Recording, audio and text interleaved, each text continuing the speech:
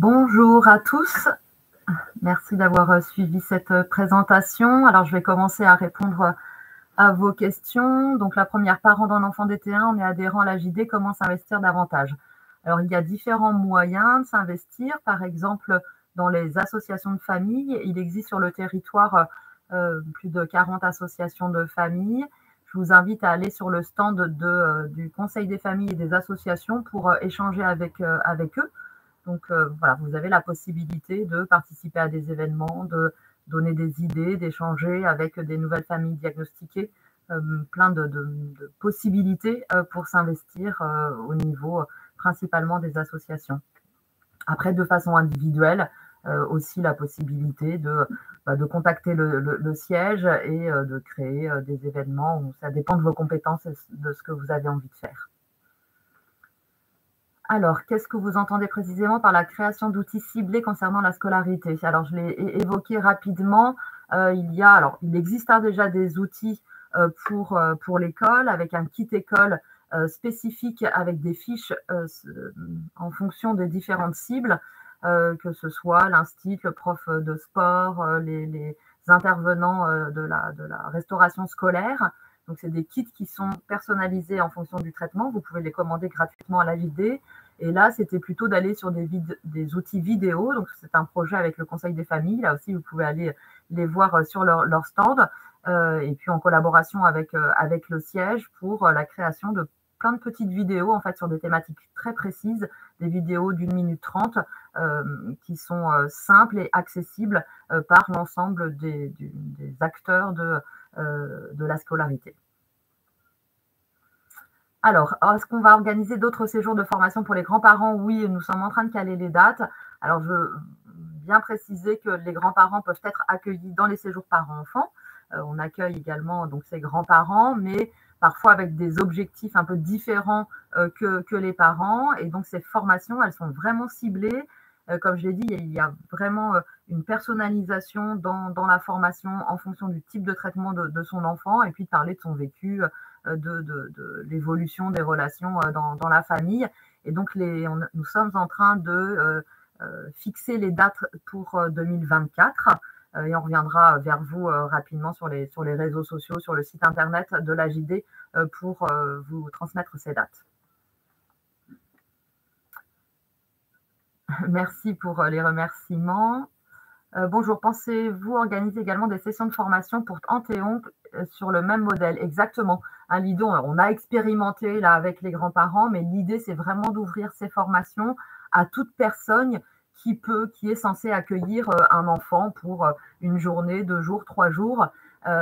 Et donc, les oncles, les tantes, les familles d'accueil, on a parfois aussi des demandes d'éducateurs quand les enfants sont placés, par exemple. Donc, c'est vraiment l'aidant de façon globale.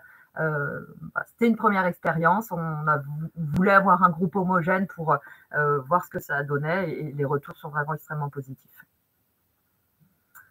Pour les classes vertes, existe-t-il un système d'accompagnement des enfants sans que les parents accompagnent la classe verte? Oui, effectivement, l'idée de la classe verte, c'est justement de pouvoir sortir de son milieu familial, de pouvoir aller vers une collectivité sans ses parents. Et donc, nous, ce que l'on met en place, on fait fonctionner notre réseau. On a dans notre, entre autres par les séjours de la JD, des infirmiers, des infirmières, des étudiants en médecine, des animateurs qui ont été formés au DT1, qui ont vécu un ou plusieurs séjours avec des jeunes. Donc, quand il y a les demandes, il faut que les familles n'hésitent pas à contacter la JD. Nous, on envoie un mail à notre réseau et qui, en fonction de son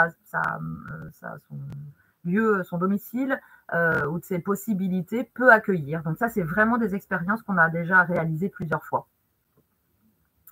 Merci pour les séjours à JD. Ma fille de 12 ans a adoré sa première colo cet été. Elle s'est sentie moins seule et a encore gagné en autonomie. Oui, je vous le disais dans les retours vraiment de questionnaires, que ce soit sur place dans le bilan de fin de séjour ou au travers des différents questionnaires qu'on envoie, c'est vraiment un élément. Le fait de se sentir moins seul, même si le nombre d'enfants qui ont un diabète de type 1 augmente largement. Certains enfants, dans leur vie familiale, scolaire, n'ont jamais rencontré un autre enfant qui a un DT1 et de se dire il y a d'autres enfants qui ont la même pathologie que moi, qui font le maximum pour la gérer au quotidien. C'est quelque chose d'extrêmement important. Et puis l'autonomie, alors ça dépend de l'âge évidemment, mais oui, forcément, petit à petit, on avance avec la maladie, et le fait du collectif aussi fait que on se dit, le copain il sait faire, il a le même âge que moi, et ça motive énormément.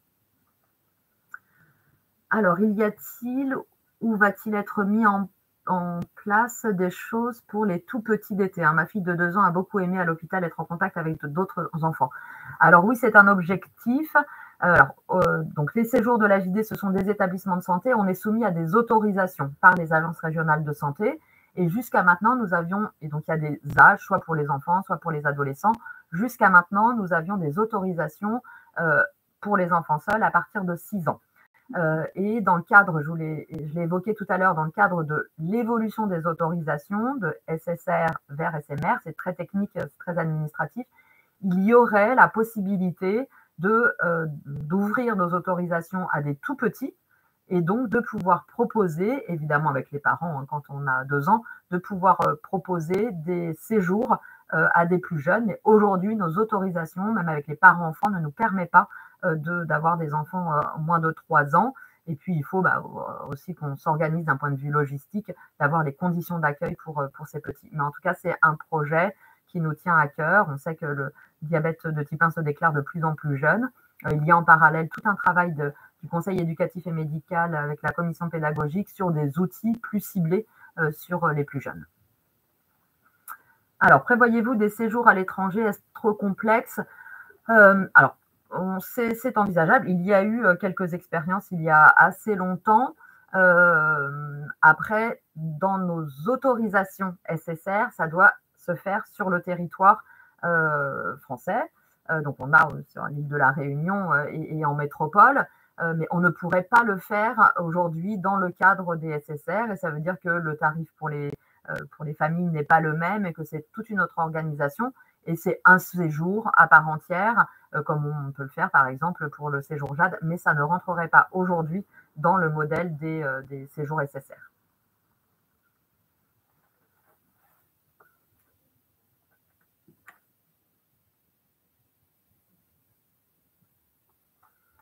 Je regarde si je n'ai pas coupé de questions.